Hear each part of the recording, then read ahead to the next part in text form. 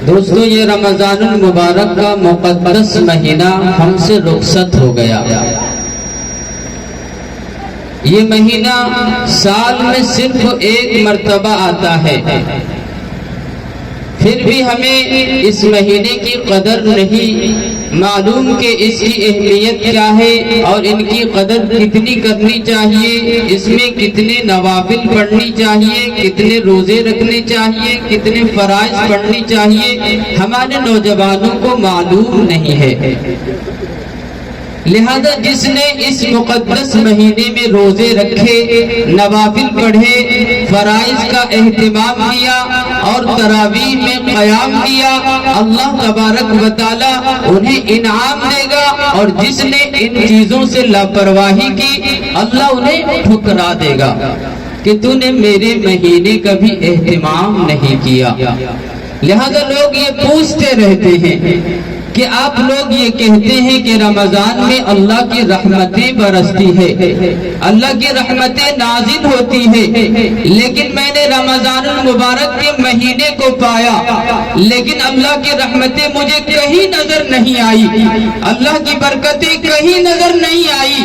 آخر تم کیسے کہتے ہو کہ اللہ کی رحمتیں بارش کی طرح برستی ہے اور اللہ کی رحمتیں نازل ہوتی رہتی ہے؟ لیکن نوجوانوں سے میں یہ کہنا چاہتا ہوں کہ جن نوجوانوں نے روزے کا اہتمام کیا، جن نوجوانوں نے نماز کا اہتمام کیا، جن نوجوانوں نے نوافل کا اہتمام کیا، جن نوجوانوں نے تراویح کا اہتمام کیا، جن نوجوانوں نے تہجد کا اہتمام کیا، ان سے جا کر پوچھئے، وہ آپ کو بتائیں گے کہ میں نے رمضان المبارک کے مقدس مہینے میں اللہ کی رحمت کو برستی ہوئی دیکھا ہے، اللہ کی رحمتوں کو نازل ہوتے ہوئے دیکھا ہے، اور میں سب کو یہ بتا دینا چاہتا ہوں کہ اللہ کی رحمتوں کو ہم نے بھی دیکھا ہے اور آپ نے بھی دیکھا ہے، لیکن آپ کو معلوم نہیں ہے کہ اللہ کی رحمتیں کیا ہوتی ہے، آپ کو معلوم نہیں ہے اللہ کی برکتیں کیا ہوتی ہے۔ تو آؤ سنو، میں آپ کو بتا دینا چاہتا ہوں، آپ روزے رکھتے ہیں اور جب افطاری کا وقت آتا ہے، افطاری کا وقت آتا ہے تو آپ اپنے گھروں میں دیکھتے ہوں گے کہ آپ کے گھر میں آپ کے ماں بھی نماز پڑھتی ہے، روزہ رکھتی ہے، آپ کے گھر میں آپ کے ابا بھی نماز پڑھتے ہیں، روزہ رکھتے ہیں، آپ اپنے گھر میں دیکھتے ہیں آپ کے بچے بھی نماز پڑھتے ہیں، آپ کی بچیاں بھی نماز پڑھتی ہے، گویا کہ گھر کے تمام افراد نماز میں مشغول ہو جاتے ہیں، اللہ کا منادی پکارتا ہے، تمام لوگوں کو اور تمام چیزوں کو ترک کر دیا جاتا ہے، چھوڑ دیا جاتا ہے کہ نہیں نہیں، مجھے اب اللہ کے منادی نے پکارا ہے۔ مسجد والے مسجد چلے جاتے ہیں اور ماں بہنیں گھر میں مصلی بچھا کر نماز میں مشغول ہو جاتی ہے۔ یہی وجہ ہے کہ جب افطاری کا وقت آتا ہے تو اللہ کی برکتیں اس طرح نازل ہوتی ہے کہ کوئی پھل فروٹ تیار کر رہا ہوتا ہے، کوئی پکوڑی چھان رہا ہوتا ہے، کوئی سنگھاڑا بنا رہا ہوتا ہے، کوئی شربت بنا رہا ہوتا ہے، کوئی جوس تیار کر رہا ہوتا ہے۔ یہ اللہ کی رحمتیں ہیں۔ ہم نے روزہ رکھا ہے، ہماری اولاد نے روزہ رکھی ہے، ہمارے بچے نے روزے رکھے ہیں، ہمارے گھر کے تمام افراد نے روزے رکھے ہیں، تو اللہ تبارک و تعالیٰ نے برکتیں نازل کی ہے۔ یہ اللہ کی برکتیں ہوتی ہیں۔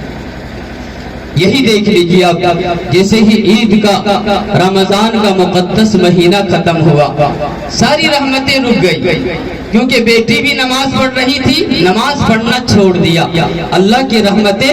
بند ہو گئی۔ بیٹا نے نماز کا اہتمام کیا، رمضان میں افطاری کے شکل میں اللہ کی رحمتیں اتر رہی تھی، تو بیٹے نے نماز پڑھنا چھوڑ دیا تو رحمتیں بند ہو گئی۔ بیوی نماز پڑھ رہی تھی، رحمتیں بند ہو گئی، اور بیٹا نماز پڑھ رہا تھا، دادا نماز پڑھ رہا تھا، دادی نماز پڑھ رہی تھی، تمام لوگوں نے نماز سے منہ پھیر لیا کہ نہیں نہیں، اب رمضان کا مہینہ آئے گا، رمضان کا انتظار ہے، رمضان کا مہینہ آئے گا، تب ہم نماز پڑھیں گے، تب نمازی بنیں گے۔ عید ختم ہوتا ہے، پھر اسی طرح سوکھی زندگی گزرنے لگتی ہے، چوکھا اور بھات پر، چوکھا اور بھات پر۔ مجھے امید ہے کہ اگر ہم آج بھی روزے رکھیں گے، شوال کے 6 روزے جو اللہ کے رسول نے فرمایا ہے کہ جس نے 6 کیا جاتا ہے، لیکن ہم معلوم نہیں ہے، آخرکار ہمیں معلوم نہیں ہے کہ کیسے روزے رکھنے ہیں، شوال میں روزے رکھنے ہیں اور کس طرح روزہ رکھنا ہمیں معلوم نہیں ہے، آخر کوئی پوچھتا بھی نہیں ہے۔ اس لیے رمضان میں اللہ کی رحمتیں نازل ہو رہی تھی اور ہم نے نماز چھوڑ دیا، ساری رحمتیں بند ہو گئی۔ پھر جس طرح ہماری زندگی گزر رہی تھی سوکھے چاول پر، سوکھی روٹی پر، اسی طرح ہماری زندگی گزرنے لگ گئی۔